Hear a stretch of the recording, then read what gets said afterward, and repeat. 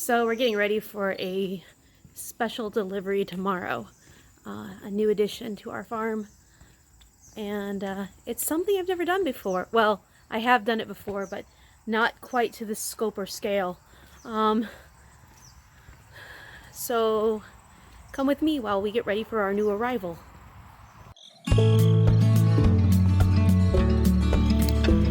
So tomorrow, the first batch of broilers is arriving.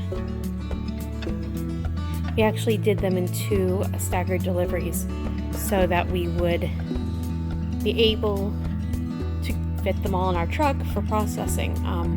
We're taking them to a local facility to have them processed because with the 2 of us, we just don't have the time. Everett still works a full-time job, and I'm trying to get us unpacked and moved, so processing ourselves just isn't in the cards. I used the really easy to follow along plans, instructions tutorial on the Mindful Homestead website. It's 2 brooders made out of 2 sheets of plywood. Plywood is some of the most expensive wood available right now, so this is my retirement here. I'm exaggerating, but plywood still hasn't come down.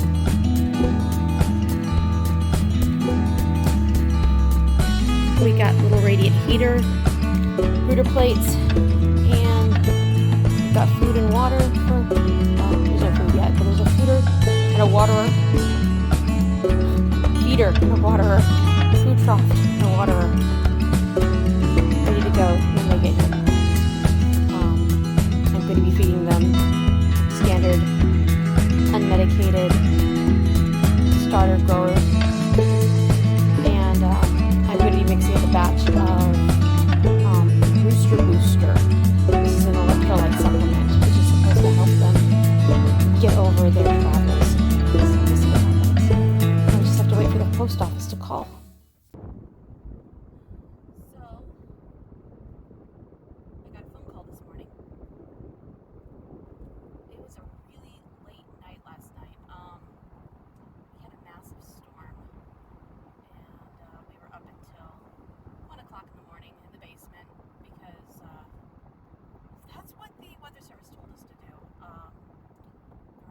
Gusts of wind, sometimes reaching like 60 miles per hour, and our little farm is nowhere for wear, really, as far as I can tell. We had some stuff blow away. I'm gonna have to go get my lawn furniture out of the side yard when I get home. But the post office apparently still has power, and they called me first thing this morning to tell me that the McNuggets have arrived. That's what Everett has dubbed them to differentiate them from the cheepy poofs that will become our egg layers. Those don't come till September. So I just may realize that I made somewhat of a critical error because I don't know exactly where the post office is. It's one of those pitfalls of moving to a new town. You're like, get in the car. You're like, I know where the hardware store is. I know where the grocery store is. I haven't been to the post office, so this is going to be an adventure, not minor adventure. So I have them in the car. You can hear them. Found the post office, no problem. It was real easy. It's right off my street. Who would have thought? They are not happy about being on the move. But that's how we're going to get you home, guys. I did notice when I was looking through the little holes in the box that we did have some arrive deceased. I guess it's inevitable when you're shipping chicks through the mail. Which is why Everett and I have decided that we're going to make an effort to only eat the just for our first couple of years. Our plan is to, we are raising a few Cornish crosses this year. We have about half and half Cornish cross and half red rangers, or the big red broiler, as Marie McMurray calls them. But our goal is to find a heritage breed that works for us, that we can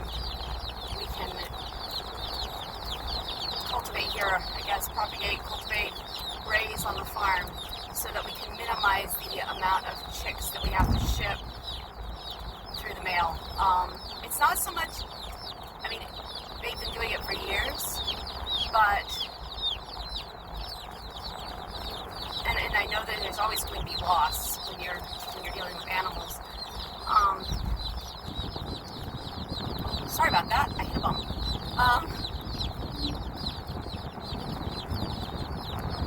I think it just has more to do with the fact that I don't know how long the Postal Service is going to keep doing this. And I don't know, I'd like to make it so that it's, we want to raise everything as ethically as possible, and, you know, you're not giving your chickens their best shot by sending through the mail, I guess. I don't know. There's a little ethic gray area for me right there. The ones I have, I mean, they are screaming their heads off, so the ones that are still here sound vibrant and happy. My number one goal right now is to keep them as such, and fingers crossed that this whole power outage thing doesn't put a fly in the ointment, so to speak. Because those poor little guys are going to be in the dark.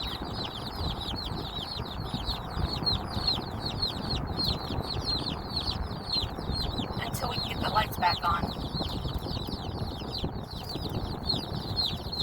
And obviously my brooder plates aren't going to work with power out too, so.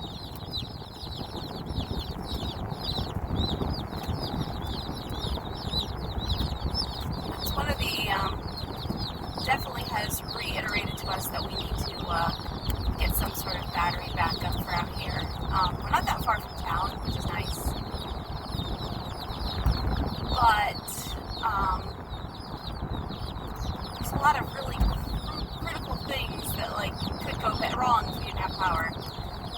Like when we butcher all these guys and put them in freezers, if those freezers go out because of a power outage, that's a lot of time, effort, and well, them, you know, their sacrifice that will have been in vain because meat goes bad, and, you know, a lot to think about as you're driving down the road with two boxes of cheepy chicks. It's very strange.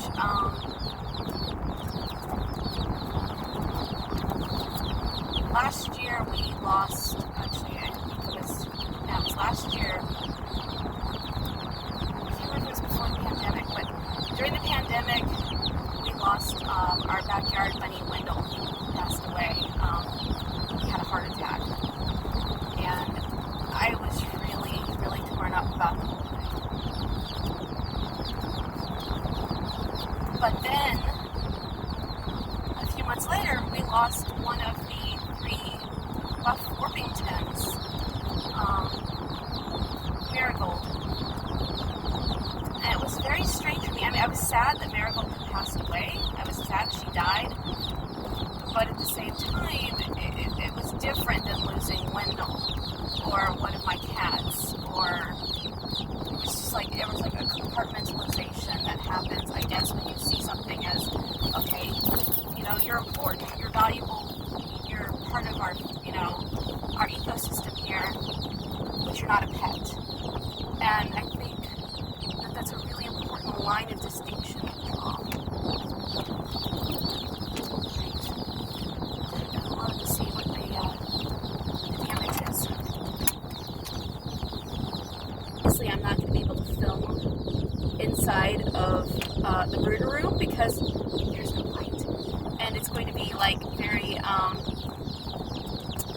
Blair Witch, like shot in a cave, and no one wants to see that. So hopefully next week when the next batch comes, we'll be able to shoot that. So it is, I am sweatier than you last saw me, and I am going into the cave because Everett, being the clever husband he is, rigged me up a really cool, well, he put the lantern in here so the chickens can at least see what they're doing. So there they are. The little gray speckled guy is my mystery chicken. I'm not sure what he or she is. We lost a total of 8 en route, and then there's this little guy right here in the corner right against. I don't think he's gonna make it. He's not doing so hot. He was in the side of the, it was really weird. One side of the box had the most mortality. I'm just really hoping they don't drown themselves too. That's the other thing I'm seeing, is they keep like squishing themselves into the water and then like walking through it. I'm just like, oh my gosh, you guys have like no will to live or something. I don't know. I will say this. I think that the Red Rangers we got are way more vigorous than the Cornish crosses. I'm thinking that's gonna hold true. But the MVP, like most like perky, ready to go chicken is mystery chicken.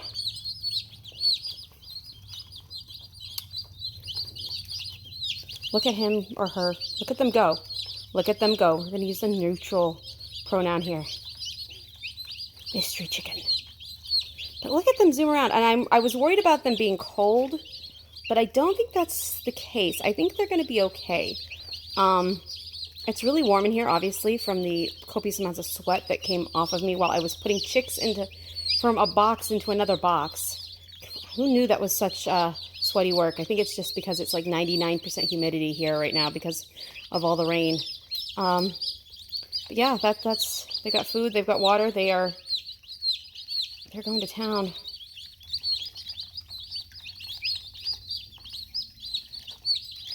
I don't think they're clustering together because I don't think they're clustering together because they're cold. I think they're clustering together because they all want to get to the water, and only a few of them have figured out that there's 2. Go figure.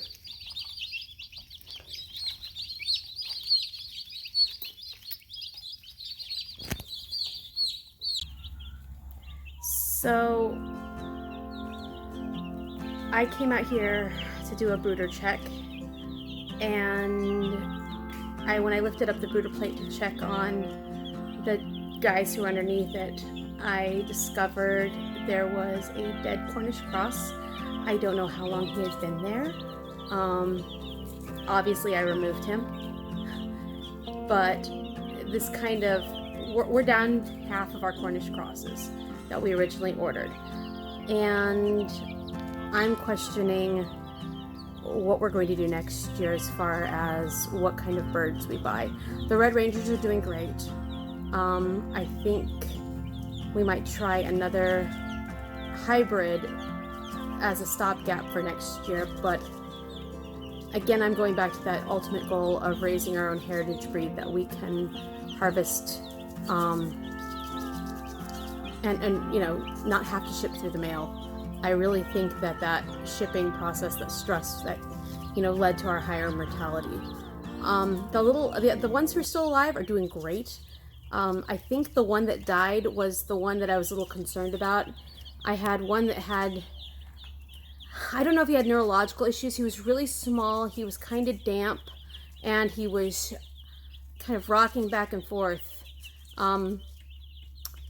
When we first put him down, I thought he was doing better because I didn't see him.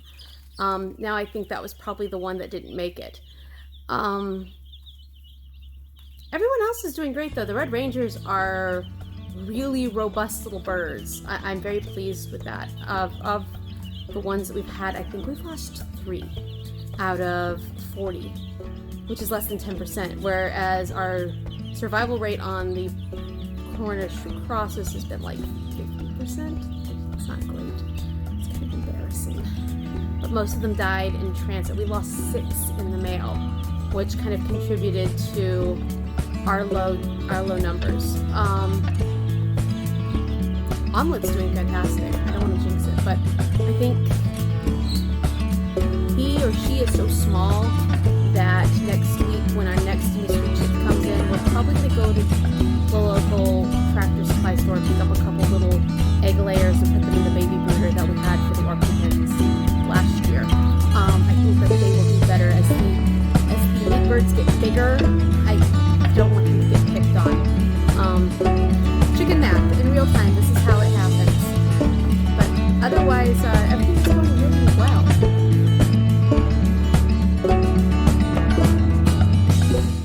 What are you?